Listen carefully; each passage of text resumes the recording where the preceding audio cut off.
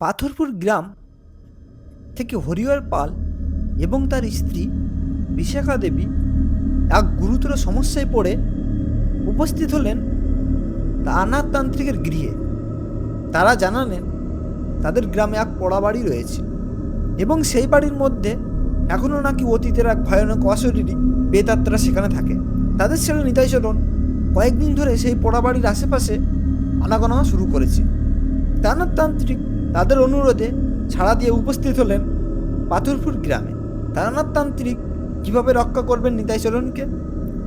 নমস্কার শ্রোতা বন্ধুরা, আজ আপনারা শুনছেন লেখক সুরজিৎ ঘোষের কলমে তান্ত্রিক ফ্যানফিকেশন পোড়াবাড়ির অশরীরী। এই গল্পটি তাহলে শুনতে থাকুন। আমাদের আজকের বিশেষ নিবেদন, আপনারা দেখছেন বঙ্গরহস্য ইউটিউব চ্যানেল।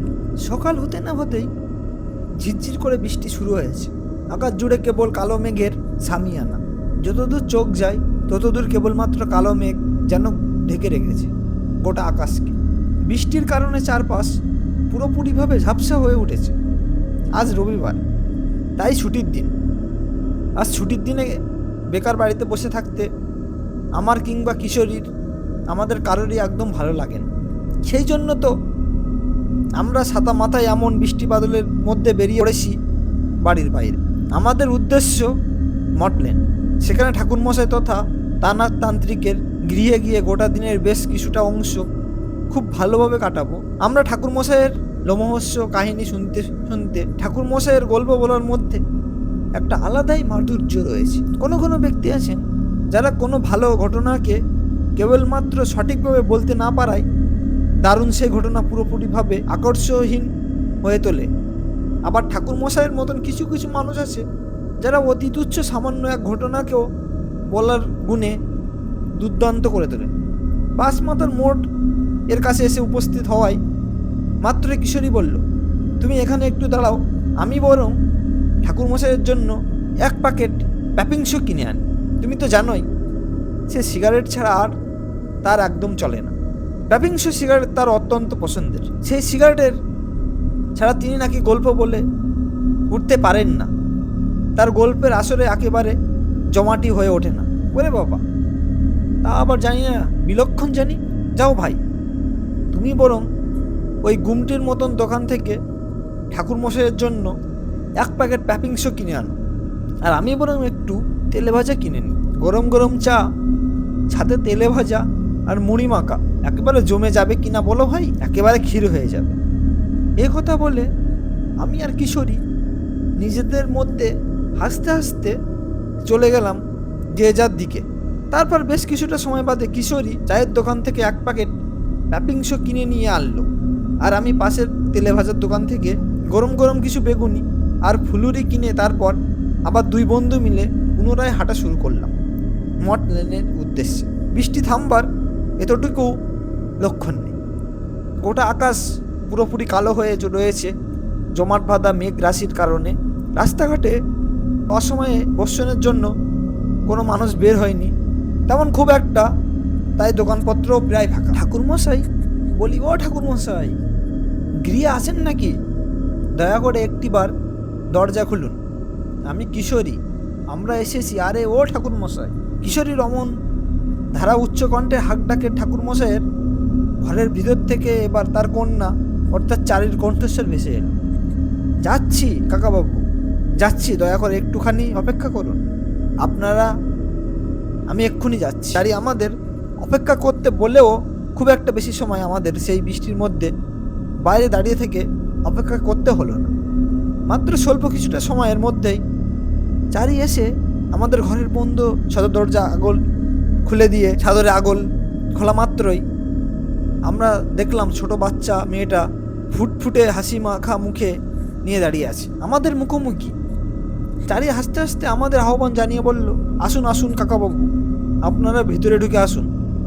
এইভাবে আর বৃষ্টির মধ্যে বাইরে দাঁড়িয়ে থাকবেন না।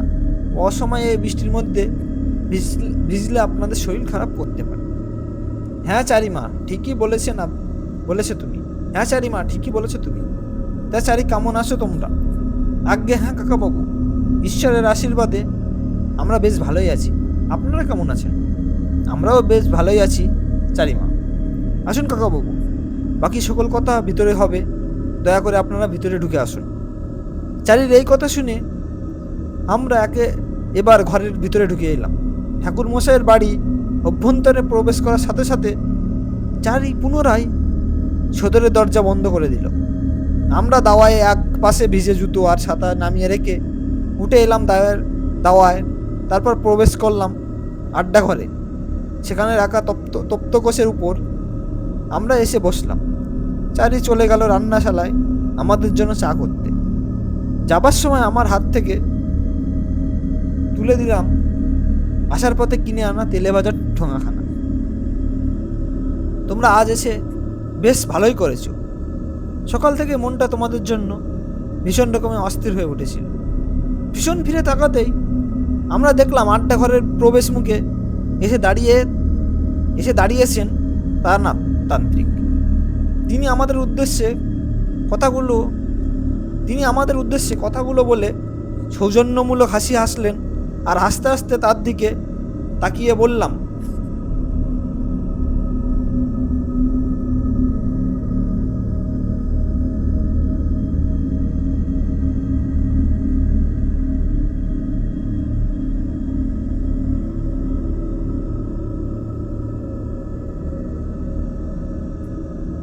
হ্যাঁ ঠাকুর মশাই, আজ রবিবার, তার উপর আবার এরকম ছুটির দিনে, তাই চলে এলাম।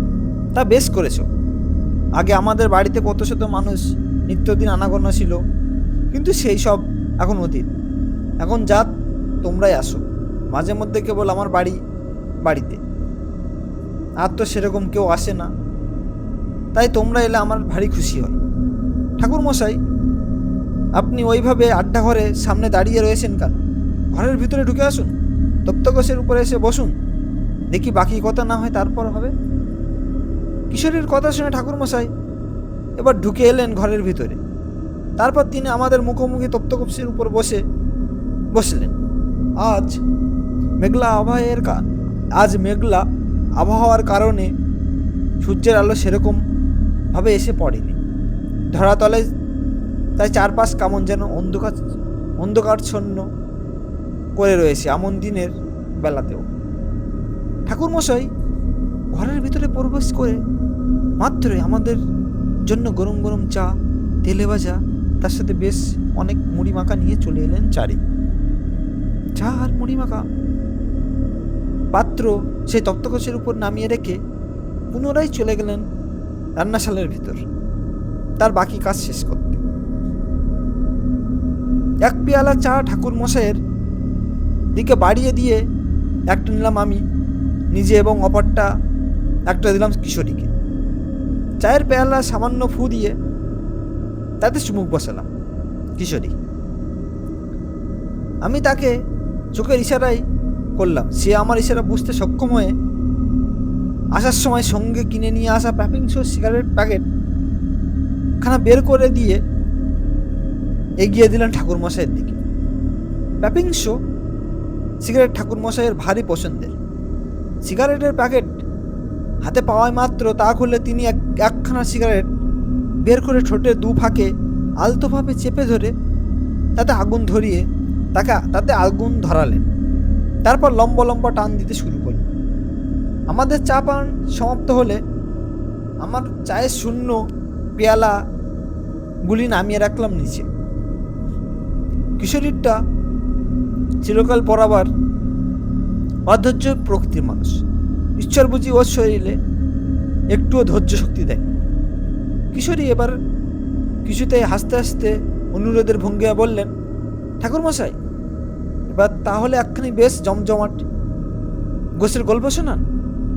কিশোরীর একথা শুনে ঠাকুরমশাই এবার নাক ও মুখের মাধ্যমে গলগল করে একরাশ ধোঁয়াশ বের করে বললেন, আরে বলবো অবশ্যই বলবো। এ তো উতাল হয়ে পড়ছো কেন? আমি কি আর জানি না তোমরা কিসের টানে বারবার এমন সব নানা প্রাকৃতিক দুর্যোগ মাথায় নিয়ে ছুটে আসো আমার কাছে? সে তো ওই গল্প শোনার লোভেই। ঠাকুরমশাইয়ের এই কথায় কিশোরী কোনো কিছু বলতে যাচ্ছিল, কিন্তু আমি ওর হাতটা চেপে ধরলাম। সে চুপ হলো। ঠাকুরমশাই মনের সুখে সিগারেট খেয়ে চললেন। তার সিগারেট খাওয়া সমাপ্ত হলেন অবশিষ্ট ফিল্টারটুকু তিনি সাতদানি হিসেবে ব্যবহৃত নারকেলের আধভাঙা মালায় গুজে দিয়ে কিছুটা সময় চুপ থেকে সে যেন কি যেন ভেবে বললেন, আজ আমি তোমাদের যে ঘটনা আজ আমি তোমাদের যে ঘটনার কথা বলবো তা সম্পূর্ণ আলাদা এক ধরনের কাহিনী। এ ঘটনা আমার সাথে ঘটেছিল আজ থেকে আজ থেকে আজ থেকে কয়েক বছর আগে। আমার ভবঘুরে জীবনে একেবারে শেষ পর্যায়ে সেবার আমি ঘরের দাওয়ায় বসে বসে একটি মহাশক্তিশালী রক্ষা কবচ তৈরি করছি। ঠিক এমন সময় দেখলাম খোলা সদর হতে ভিতরের দিকে উৎসাহী দৃষ্টিতে তাকিয়ে রয়েছে একজন পুরুষ এবং একজন মহিলা। তাদের দেখে মনে হলো তারা যেন কারোর সন্ধানে এসেছে এই বাড়িতে, তবে ইতস্তত বোধের কারণে বাড়ির ভিতরে কোনো রকম ঢুকতে পারছে না। আমি এবার হাতের কাজ ফেলে রেখে দাওয়ের মধ্যে উঠে দাঁড়িয়ে সদরে গিয়ে কিছুটা এগিয়ে গিয়ে বললাম, আগে কাউকে খুঁজছেন আপনারা? প্রশ্ন না করে আমি এবার তাদের খুব নিকট থেকে ভালোভাবে একবার খুঁটিয়ে দেখলাম। তাদের পরনে বেশভূষণ দেখে মনে হলো তারা মধ্যবিত্ত পরিবারের মানুষ এবং খুব সম্ভবত তারা দুজন স্বামী স্ত্রী। ভদ্রলোকের মাথায় কাঁচা পাকা লম্বা লম্বা চুল, কপালের রসকালি, টানা টানা পদ্মের মতন দুই চোখ, মুখে হালকা দাড়ি, গোপের আস্তরণ, গলায় তুলসীর কাঠের মালা, পরনে ধুতি পাঞ্জাবি, আর সেই ভদ্র মহিলার মাথায় ঘোমটা আর মস্তিষ্কে লম্বা চুল খোপা করে বাঁধা রয়েছে। পিছনে স্মৃতিভরা সিঁদুর, হরিণের ন্যায় ডাগর দুই চোখ, লেপটে আসে কাজল, গলায় তুলসী কাঠের মালা, পরনে কমলা রঙের শাড়ি, হাতে শাঁকা পলা, পায়ে টকটকে লাল আলতা। পুরুষ মানুষটি এবার বললেন, আজ্ঞে এটা কি তারানাথ মশাইয়ের বাড়ি? হ্যাঁ, এটা তারানাথ তান্ত্রিকের বাড়ি। তবে আপনাদের তো ঠিক চিনলাম না। আমি হলাম তারানাথ তান্ত্রিক। আপনি সেই তারানাথ তান্ত্রিক? হাই ভগবান, কত নাম শুনেছি আপনার। আজ চোখের সামনে আপনাকে দেখে আমাদের চক্ষু সার্থক হলো। গিন্নি প্রণাম করে দাঁড়িয়ে থেকে, তাই ইনি হলেন সেই সনম। গিন্নি প্রণাম করো, দাঁড়িয়ে থেকো না। ইনি হলেন সেই স্বনামধন্য তারানাথ তান্ত্রিক। থাক থাক থাক থাক, প্রণাম করতে হবে না, আমি এমনিতে আপনাদের আশীর্বাদ করছি। ঠাকুর মশাই, আমি হলাম হরিহর পাল, আর এই হলেন আমার স্ত্রী বিশাখা। ঠাকুর মশাই, আমরা সেই বহুদূর উত্তরের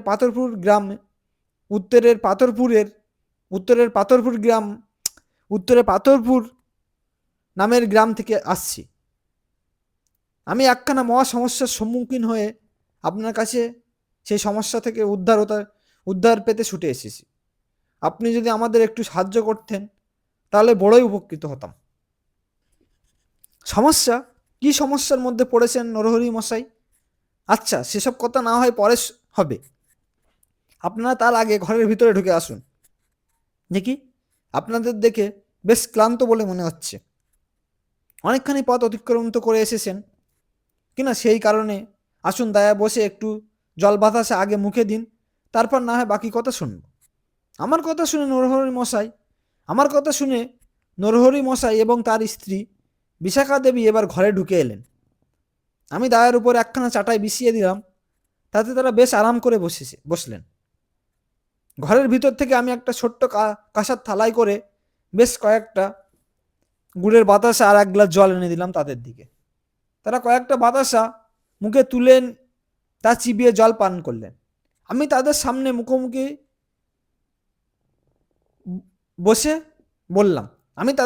মুখোমুখি বসে বললাম, নিন নরহরি মশাই, এবার আপনি বলুন ঠিক কি সমস্যার মধ্যে পড়েছেন আপনারা। আজ্ঞে ঠাকুর মশাই, সমস্যা ঠিক আমাদের নয়, আমাদের একমাত্র পুত্র নিতাইচরণের। আপনাদের পুত্র নিতাইচরণ? কেন, সে কি সমস্যার মধ্যে পড়েছে?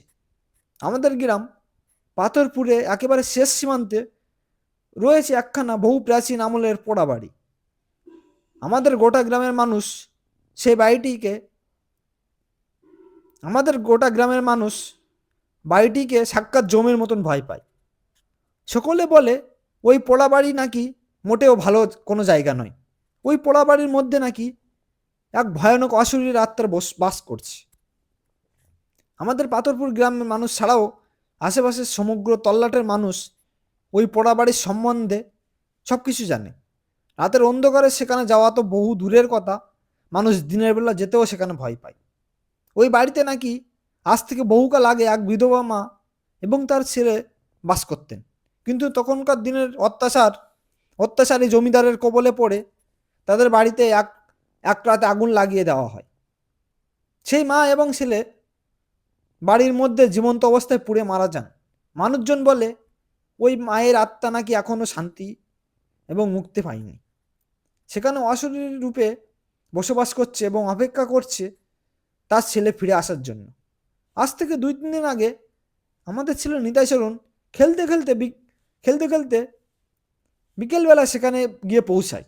অবশ্যই তখন সময়টা বিকেল না বলেও বিকেল না বলে তিনি সন্ধ্যাবেলা বলা যেতে পারে। তারপর থেকে সেই প্রত্যেক দিন সে প্রতিদিন অন্তত একবার কিছুটা সময়ের জন্য হলেও সেখানে যাচ্ছে। এই ঘটনায় গ্রামের বেশ কিছু মানুষের দৃষ্টি আকর্ষণ করেছে। ভয়ে আমাদের বুক কাঁপছে। ঠাকুরমশাই, ওই একটি সন্তান আমাদের, ওর যদি ভালো মন্দ কোনো কিছু হয়ে যায় তাহলে আমরা তো সর্বশান্ত হয়ে পড়ব। নিতাইকে বহুবার বোঝানোর পরেও সে আমাদের কোনো কথা শুনতে চায় না। আপনি যদি এই সমস্যার সুরাহা করতে পারেন তাহলে বড়ই উপকৃত হব। নরহরি মশাইয়ের স্ত্রী বিশাখা দেবী এবার বললেন, হ্যাঁ ঠাকুর মশাই, আপনাকে কিছু একটা করতেই হবে, না হলে আমার ছোট ছেলের কপালে ভয়ানক কোনো বিপদ অপেক্ষা করছে। আপনি দয়া করে ওকে রক্ষা করুন। আপনি এখন আমাদের অন্তিম ভরসা। বিশাখা দেবী, আমি বুঝতে পারছি আপনাদের কথা, চিন্তা হওয়াটাই স্বাভাবিক, কিন্তু তাও বলবো এখনো এতটা ঘাবড়ে যাবেন না। আচ্ছা বেশ, আমি যাব আপনাদের সাথে আপনাদের গ্রামে। সেখানে গিয়ে গোটা বিষয়টা একবার নিজের চোখে প্রত্যক্ষ করব। আপনি যাবেন ঠাকুরমশাই? এ তো অতি উত্তম প্রস্তাব। তবে আর দেরি কেন? চলুন, বাইরে আমাদের জন্য গরুর গাড়ি অপেক্ষা করছে। আপনি বরং আমাদের সাথে আমাদের গাড়ি করেই চলুন আমাদের গ্রামে।